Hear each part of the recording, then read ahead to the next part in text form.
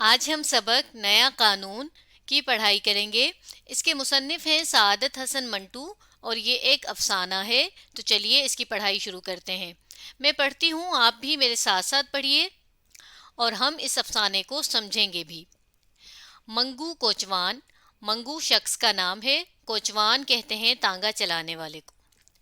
اپنے اڈے میں بہت عقل مند آدمی سمجھا جاتا تھا۔ گو اس کی تعلیمی حیثیت صفر کے برابر تھی۔ صفر کے برابر ہونا محاورتاً کہا جاتا ہے، یعنی بالکل کچھ نہ ہونا۔ اور اس نے کبھی اسکول کا منہ بھی نہیں دیکھا تھا، لیکن اس کے باوجود اسے دنیا بھر کی چیزوں کا علم تھا۔ اڈے کے وہ تمام کوچوان جن کو یہ جاننے کی خواہش ہوتی تھی کہ دنیا کے اندر کیا ہو رہا ہے، استاد منگو کی وسیع معلومات، یعنی پھیلی ہوئی معلومات، بہت زیادہ معلومات سے اچھی طرح واقف تھے، یعنی کہ جانتے تھے۔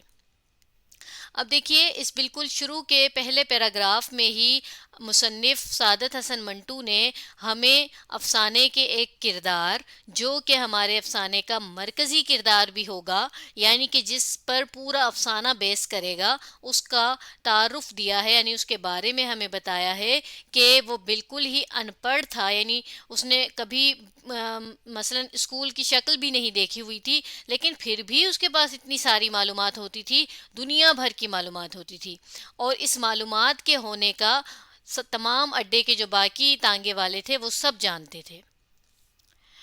پچھلے دنوں جب استاد منگو نے اپنی ایک سواری سے اسپین میں جنگ چھڑ جانے کی افواہ سنی تھی، افواہ کہتے ہیں اڑی اڑائی خبر کو، یعنی جس کے سچے یا جھوٹے ہونے کا ہمیں کنفرم نہ ہو، تو اس نے گاما چودھری، اب گاما چودھری ایک اور شخص کا نام، ایک اور کردار کا نام آ گیا، کہ چوڑے کاندھے پر تھپکی دے کر مدبرانہ انداز یعنی کہ بڑے ہی عقل مندی کے سے انداز میں پیش گوئی کی تھی۔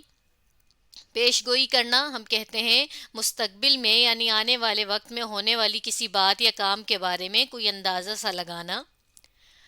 دیکھ لینا گاما چودھری، تھوڑے ہی دنوں میں اسپین کے اندر جنگ چھڑ جائے گی۔ جب گاما چودھری نے اس سے یہ پوچھا تھا کہ اسپین کہاں واقع ہے، تو استاد منگو نے بڑی متانت سے، یعنی بڑی سنجیدگی سے جواب دیا تھا، ولایت میں، اور کہاں؟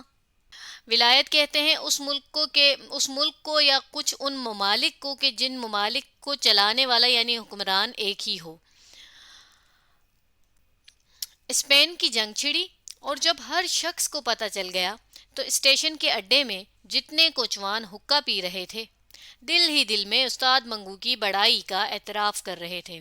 اعتراف کرنا یعنی کسی کی کسی خوبی یا بات کو تسلیم کرنا، ماننا۔ اور استاد منگو اس وقت مال روڈ کی چمکیلی سطح یعنی روڈ کی وہ جو چمک سی ہوتی ہے نا، جیسا کہ جب سورج کی روشنی پڑے تو تب بھی روڈ جو ہے وہ چمکیلی سی محسوس ہوتی ہے، اسے یہاں پر چمکیلی سطح کہا جا رہا ہے، پر تانگا چلاتے ہوئے کسی سواری سے تازہ ہندو مسلم فساد پر تبادلہ خیال کر رہا تھا۔ ہندو مسلم فساد، ہندوؤں اور مسلمانوں کے درمیان، اور فساد یعنی کہ لڑائی، اور تبادلہ خیال آپ جانتے ہیں یعنی کسی سے کسی موضوع پر آپس میں بات چیت کرنا۔ تو اب اس دوسرے پیراگراف سے ہمیں ہمارے مرکزی کردار منگو کوچوان کے بارے میں یہ پتہ چلا کہ وہ جو یہ معلومات لوگوں کو دیتا تھا اور اس کے پاس جو معلومات ہوتی تھی، وہ دراصل کیا کرتا تھا کہ اپنی سواریوں سے آدھی ادھوری باتیں سن کر اور ان سے آدھی ادھوری باتیں کر کے دوسرے کوچوانوں کو یعنی تانگا چلانے والوں کو آ کر بتاتا تھا، اور اس میں اپنی بھی کچھ باتیں شامل کر دیتا تھا، اور پھر ہوتا کیا تھا کہ جو باقی کوچوان ہیں، تانگے والے ہیں، وہ سمجھتے تھے کہ ہاں واقعی اس کے پاس تو بڑی معلومات ہوتی ہے۔ اس کی ایک مثال ہم یہ دیکھ سکتے ہیں کہ جب اس نے ایک سواری سے یہ سنا کہ اسپین جو ایک ملک ہے وہاں پر بھی اب جنگ ہونے والی ہے، تو اس نے صرف اتنی بات سنی، یہ ایک بات اس نے سواری سے سنی، اور جب اس نے گاما چودھری کو بتائی تو اسے گاما چودھری نے پوچھا کہ بھئی اسپین ہے کہاں، یہ کون سی جگہ ہے، کیا یہ کوئی ملک ہے یا کیا ہے؟ تو اب یہ بات تو منگو کو نہیں پتا تھی کہ اسپین کوئی ایک ملک ہے یا پھر کیا کیا ہے، تو اس نے ایسے ہی اپنی بات شامل کر کے ٹال دیا کہ ولایت میں اور کہاں، یعنی ولایت ایسی جگہ جو ہم سمجھ چکے ہیں کہ ایسا ملک جس کا حاکم کوئی ایک ہی ہو، یا بہت سے ملکوں کا جب ایک ہی حاکم ہو تو اسے بھی ہم ولایت کہتے ہیں۔ تو یوں کر کے اس نے اپنی بات بھی اس میں شامل کر دی۔ ایک یہ مثال، اور دوسری مثال اب ہم دیکھیے یہاں پر دیکھ رہے ہیں کہ جب واقعی اسپین میں جنگ چھڑ گئی تو واقعی سب اس کی اس معلومات کو ماننے لگے کہ ہاں سچ میں منگو کے پاس تو سچ میں صحیح معلومات ہوتی ہیں۔ اور اس وقت منگو خود کیا کر رہا تھا کہ کسی اور سواری سے ایک اور نئی بات سن رہا تھا، اور وہ نئی بات تھی ہندوؤں اور مسلمانوں کے درمیان لڑائی۔ اس روز شام کے قریب جب وہ اڈے میں آیا تو اس کا چہرہ غیر معمولی طور پر، یعنی جیسا عام طور پر نہیں ہوتا، پر تمتمایا ہوا تھا۔ اور چہرہ تمتمانا بھی ہم محاورتاً کہتے ہیں، جس کا یہ مطلب ہوتا ہے کہ چہرے ہی سے کسی ہماری بات کا، کسی جذبے کا جب پتہ چل رہا ہو، وہ خوشی بھی ہو سکتی ہے، غصہ بھی ہو سکتا ہے، کوئی بھی جذبہ۔ حقے کا دور چلتے چلتے، دور چلنا بھی محاورتاً کہا جاتا ہے، یعنی کسی کام، کسی بات کا سلسلہ چلنا، یعنی جب وہ سب مل بیٹھ کر حقہ پی رہے تھے، یوں سمجھیں کہ اس طرح کا کوئی منظر ہوگا جیسے یہاں پر کچھ آدمی بیٹھے، یہ حقہ ہے اور اسے پی رہے ہیں، دیکھیے اس طرح سے۔ جب ہندو مسلم فساد کی بات چھڑی تو استاد منگو نے سر پر سے خاکی پگڑی اتاری۔ خاکی پگڑی یعنی ایسی پگڑی جس کا رنگ مٹی کے کلر کا تھا، جیسے ان لوگوں نے بھی، دیکھیے ان آدمیوں نے پگڑیاں پہنی ہوئی ہیں نا، لیکن سفید رنگ کی ہیں، تو منگو کی پگڑی جو ہے وہ مٹی کے کلر کی تھی، جسے ہم خاکی رنگ کہتے ہیں۔ اتاری اور بغل میں داب کر، یعنی کہ بغل میں دبا کر، بڑے مفکرانہ لہجے میں کہا۔ مفکرانہ لہجہ یعنی ایسا لہجہ جس سے فکر ظاہر ہو رہی ہو، پریشانی۔ یہ کسی پیر کی بد دعا کا نتیجہ ہے کہ آئے دن ہندوؤں اور مسلمانوں میں چاقو چھریاں چلتی رہتی ہیں۔ چاقو چھریاں چلنا بھی محاورتاً ہوتا ہے، اور اس کا یہ مطلب ہوتا ہے کہ لڑائی کروانا یا لڑائی ہونا۔ اور میں نے اپنے بڑوں سے سنا ہے کہ اکبر بادشاہ نے کسی درویش کا دل دکھایا تھا۔ درویش کہتے ہیں اللہ والے کو، یعنی جو بہت پرہیزگار ہو، اچھے کام کرنے والا ہو، نیک ہو۔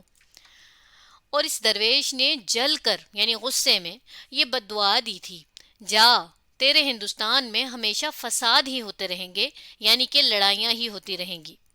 اور دیکھ لو، جب سے اکبر بادشاہ کا راج ختم ہوا ہے، راج ختم ہونا یعنی کہ حکومت ختم ہونا، اور یہ بھی محاورتاً کہا جاتا ہے، ہندوستان میں فساد پر فساد ہوتے رہتے ہیں۔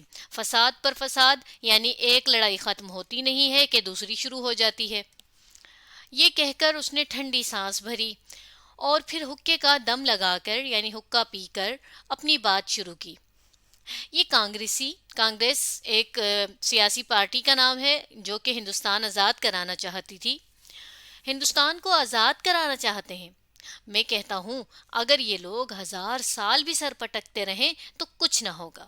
سر پٹکنا یہ بھی محاورتاً ہے، اور اس کا مطلب ہوتا ہے کسی کام، کسی بات کے لیے بہت زیادہ کوشش کرنا۔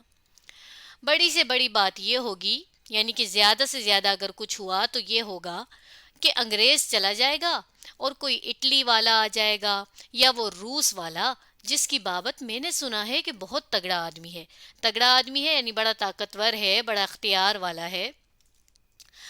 لیکن ہندوستان سدا غلام رہے گا، سدا یعنی کہ ہمیشہ۔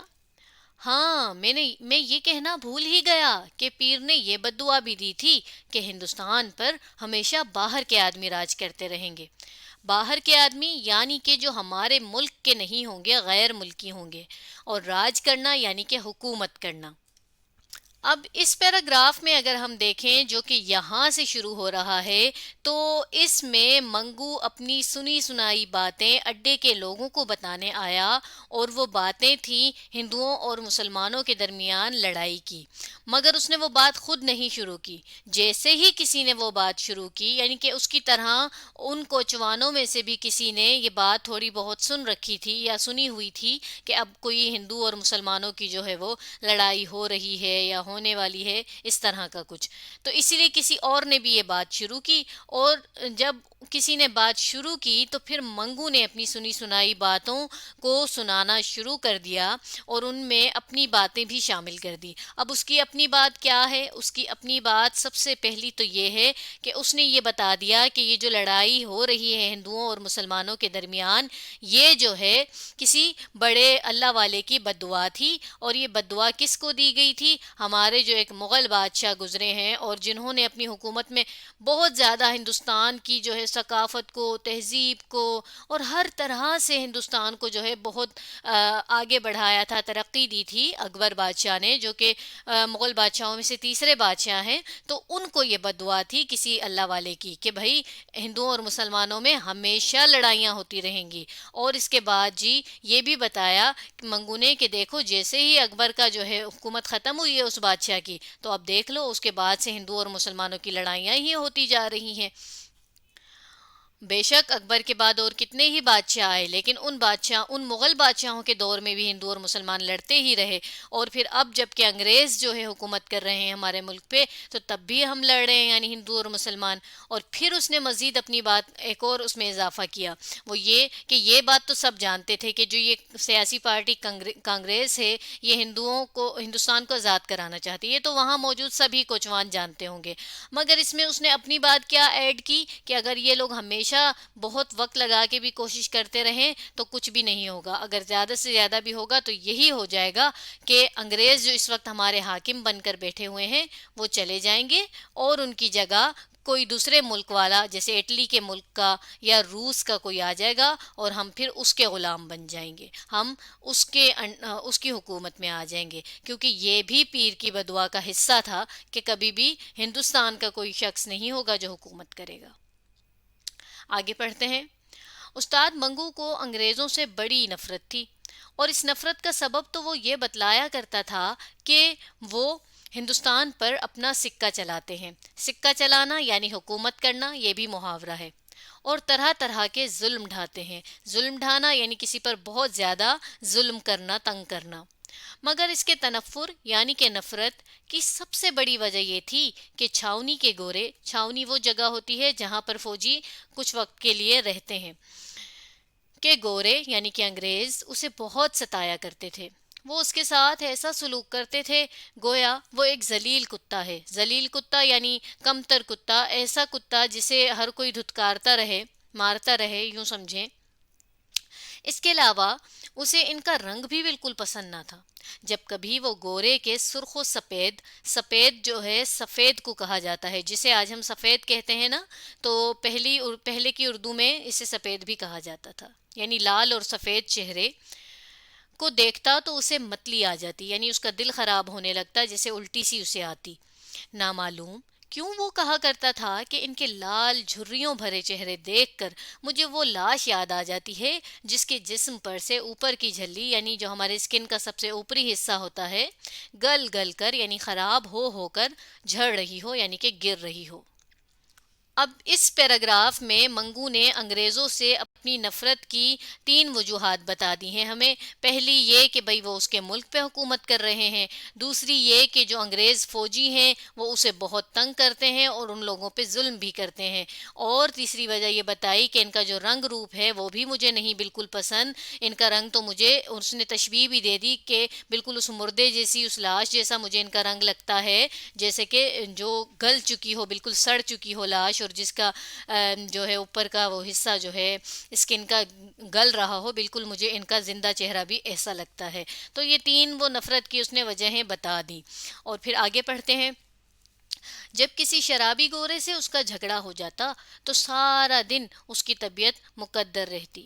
طبیعت مقدر رہنا یعنی جب ہمیں کسی کی کوئی بات بری لگے اور اس کی اس بری بات کی وجہ سے ہمارا جو ہے دل ناراض سا ہو اور ہماری طبیعت میں ایک سستی سی، ایک ناراضی سی آئے، اسے ہم کہتے ہیں۔ اور وہ شام کو اڈے میں آ کر ہل مار کے یعنی سب کے ساتھ مل بیٹھ کے سگریٹ پیتے یا حکے کے کش لگاتے ہوئے उस गोरे को यानी जिससे उसकी लड़ाई हुई होती जी भर के सुनाया करता। जी भर के यानी दिल भर के उसको जो है वो उसकी भड़ास निकालता अपने दिल में से, जो भी वो उस गोरे को सुनाना चाहता था वो यहाँ आकर बाकी तांगे वालों के सामने उन्हें सुनाता। अब वो क्या क्या सुनाता, उसमें से शुरू की बात को मंटू ने यूं जो देखिए लाइंस डाल के और वावेन में कर दिया है कि कुछ ये बातें जो कि वो नहीं भी लिखी, यानी कुछ ऐसी गालियाँ कुछ ऐसी बातें। ये मोटी गाली देने के बाद वो अपने सर को ढीली पगड़ी समेत झटका देकर कहा करता था, आग लेने आए थे, अब घर के मालिक ही बन गए हैं।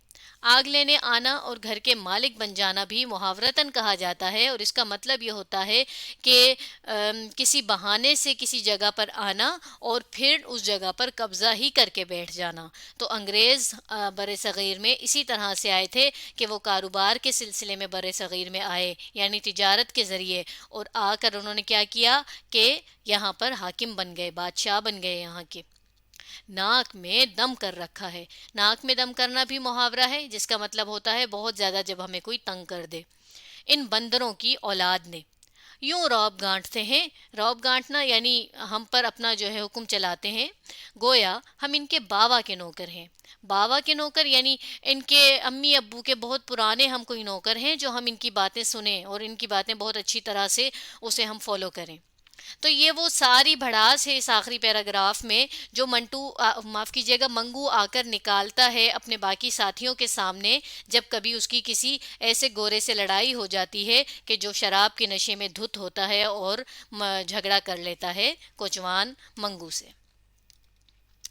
तो आज हमने अफसाना नया कानून का पहला हिस्सा पढ़ा। आप इस वीडियो को दोबारा देखिए और इस सबक को समझिए।